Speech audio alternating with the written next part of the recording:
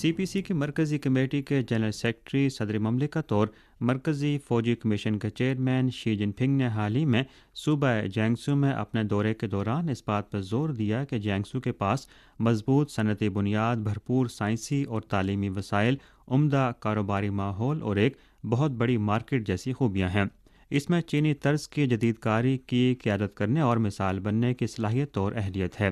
اور ایک مضبوط، خوشحال، خوبصورت اور اعلیٰ معیاری جیانگسو کی تعمیر میں ایک نیا باب رقم کرنے کی کوشش کی جانی چاہیے۔ 5 سے 7 جولائی تک شی جن پنگ نے شہر سوجو، نانجنگ کے صنعتی پارکوں، کاروباری اداروں، تاریخی اور ثقافتی بلاکس اور سائنسی تجربہ گاہوں سمیت دیگر مقامات کا دورہ کیا تھا۔